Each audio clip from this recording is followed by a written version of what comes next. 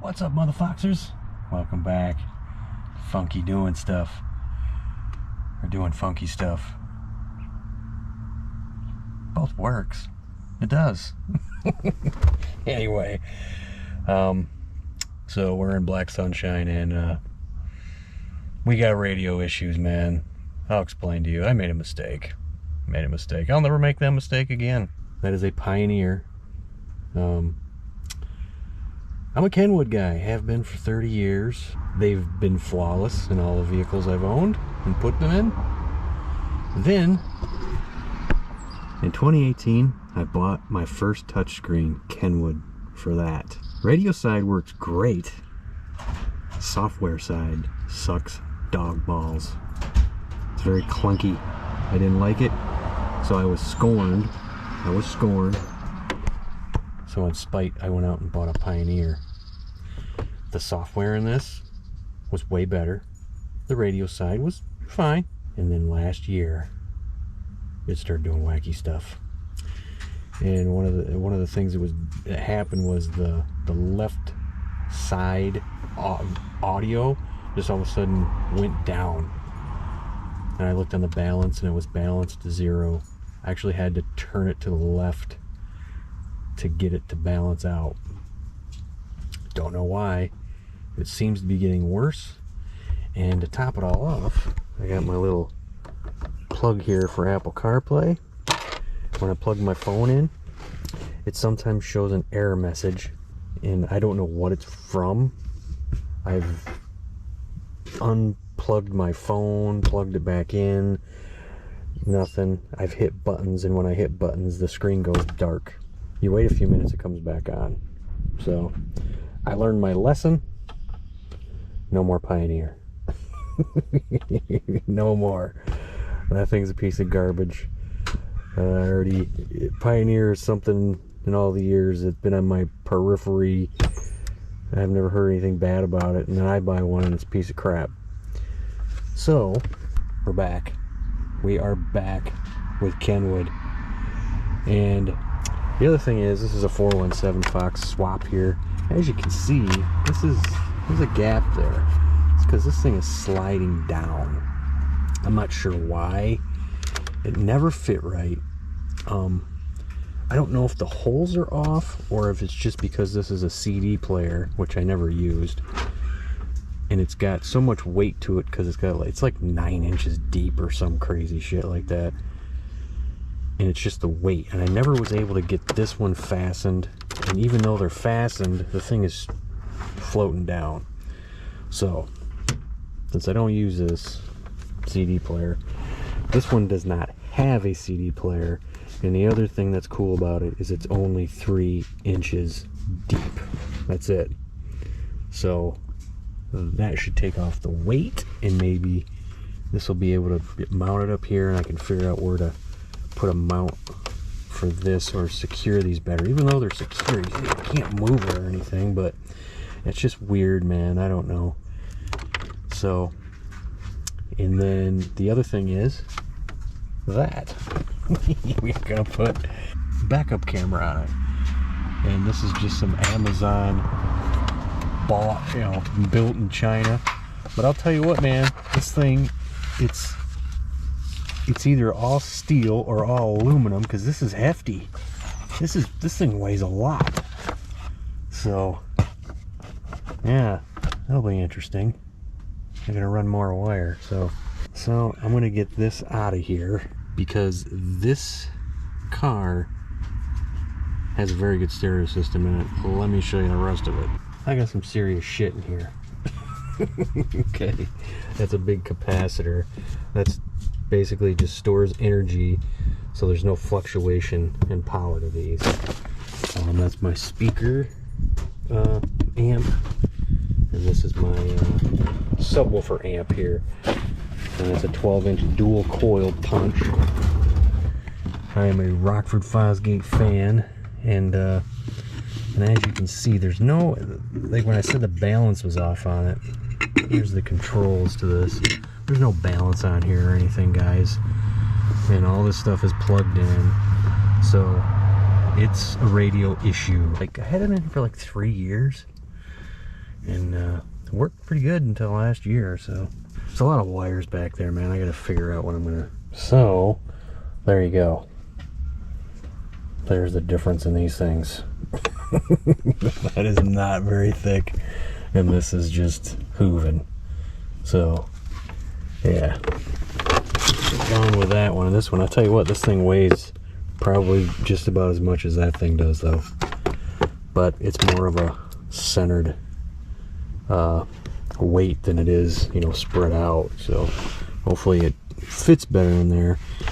And I think, yeah, the wiring harnesses are in this box.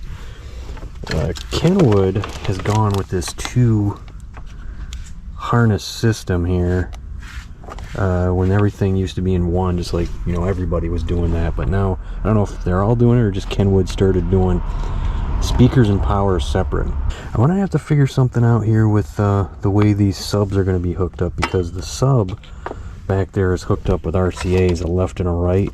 This one has a rear and a front, which is what I used for the speakers, but I think I'm only going to run one, and usually you put the sub in the rear, so I don't know. And otherwise you just got the single sub plug, which I haven't seen that shit in a long time. I mean, I think they were still on that one, wasn't there? No, I don't even think it was on that one. So that's strange. Gotta fish this out of there, and there's a lot of wires back there, guys, that I got unhooked. So I'll be back. See, this is where I lose you. Everybody's getting a little anxiety. See all these wires here, go, whoa, what is this dude doing? Well, fortunately, I know where most of these go. Most. This plug here, this is the plug you plug in for your wiring harness that you buy separately to plug your radio in. Makes things a lot easier, guys, right now. But there's this freaking thing, this harness right here, and I'm like, what in the hell is this? It's 2 plugs to it, and it's not plugged into anything. So I'm like, is this like, it must be to the amp, the stock amp system, because then I just peeled all the peeled all the tape away, and I started following wires. That's all you can do is follow wires, guys, to figure out where it all goes. It all goes somewhere. And I noticed they got a yellow black stripe wire, which is usually constant power, and this red is usually ignition or ground. Believe it or not, yes, in Fox bodies there are red grounds in this car, so I don't have to worry about them, and get this out of the dash, so it'll help a little bit. I had to really move around a bunch of wires. I think I hastily put this back together, guys, so I kind of got everything moved. There was a couple of the cable for the vent doors and stuff was a little out of place, and I got that shoved in the back away from all the wires. This ground wire I zip tied down, and I was able to remove this along with that from the car. So that'll be a lot less stuff in there in the dash there. So I'm gonna have to kind of just mock everything up, hook up the radio outside here, make sure everything's working right the way I'm gonna have it hooked up.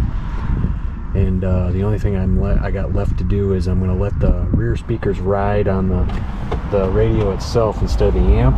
So I think this and this speaker is bridged, same thing, you know, to make this 6-speaker system work, because there's only 4 wires for this whole system as far as speaker goes. Alright, peeps. Everything works just like it needs to be working. How about that? So the subwoofer's working, the rear speakers are working, all 6 speakers are working. So remember, in the Fox body, these 2 speakers here are bridged together to make it work in a 6-speaker system with a 4-channel output on it. So you have 4 sets of speaker wire. Now I just need to tidy everything up and get going on the rear camera. Alright guys, I'm going to show you some stupid stuff here. Look at where this wire is at. So you gotta put a license plate there. This can't go down the middle of it. That's stupid, man. Not to mention what else I found out about this thing. It doesn't go down far enough. It is like rubbing on my bumper. There's no holes in this to hold this down. This is just gonna sit there and vibrate, man. So that's not exactly what I planned to happen here. I can't really return that. It's been so long since I bought the thing, so you also got to drill a hole in your car. Which I ain't too a big deal. I was put some like rust inhibitor on there afterwards, and I got a double like walled grommet that'll fit inside there. So I'm not too concerned about that. It's just, yeah, unfortunately I don't think this thing's gonna work. It's just there's not enough room there.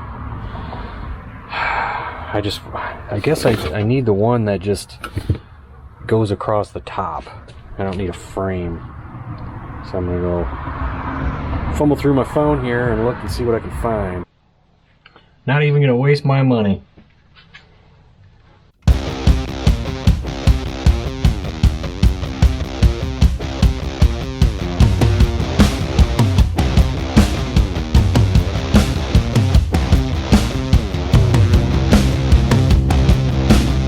There it is. You can see. Probably not. Right there. The nice grommets button up with one another. So, and then I got all this cord in here. And I got the cord up there. I got to hook up to the rear light here. And then run the rest of it up front. And then hook her up. Alright guys, we're trying to get this fitment on this 417 Fox thing right. I thought it was the radio just sagging from the, you know, the weight for that thing being really thick, but these holes for some reason on my car aren't in the right spot. They're like they're like a little bit too high, so I'm gonna have to hog out these holes so I can bring this thing up, because right now to get it to where it needs to be, the screws are going down to get to those speed nuts back there, and yeah, it's not working out for me in my particular situation for some reason. I don't know why, but it's got to come up, else this thing it rubs on this, so it's got to come up. So I'm gonna have to hog those holes out a little bit, and I don't know how I'm gonna do that. All right, guys, there it is. I can't really play any music or anything for you for obvious reasons. But it does work. When I tell you what, when I plugged this thing in and got everything working, immediately when I turned it on and heard volume from music, it sounded way better than that Pioneer ever did. Another thing with I don't know why this thing didn't fit very good in here. I hastily put it in a couple years ago, and this time I really took my time to figure it out. I had to hog out both of these screw holes down to bring it up, and then I had to cut probably, well, I belt sanded probably a good 3/8 of an inch off the bottom of that so it would work. So maybe I don't know, maybe I did something wrong. I don't know, it just didn't fit well, but it's fitting well now. Everything's good because it was scratching. You can see scratch marks right there from it on there, and it's all secure. And then here's everything over here. This whole thing, all that wire I took out. And get you a look over here, guys. My power blocks came off the back of this sub box. Now they're back on there with wood screws this time. I had speed nuts in there, and I didn't think about it, but when you drill a hole like that and pop a speed nut in there, you're creating a port. That's a 1,000 watt amp over there it's hooked to, man. It's a 12-inch Rockford punch, so yeah. I think it just kind of blew them out. So this time we just, you know, put wood screws in there. That should hold it. I got 4 little ports on the back, which not a big deal. I prefer ported subs, guys. I rather have a boom than a thud, you know, because if you cap these, they sound more thuddy instead of more boomy, if that makes sense. I also, this thing kept sliding forward into the glass, which not good, you know. You can see it right here. And I took some little pieces of wood and just screwed them in there to keep it from moving. Yeah, little things, man. I had to put a screw in here. So, but yeah, just this car needed some attention. So, and this stereo system was sick, and now it's really awesome now. The thing sounds fantastic now. I wish I could play some stuff for you. If you see me at, like, I'll be at Ford Takeover. See me there. Say, hey, let's hear your system. It's a lot better. It's a lot better now. I was having problems, man. So, but now everything's hooked up perfect. So it sounds great. But anyway, that's all I got. Later.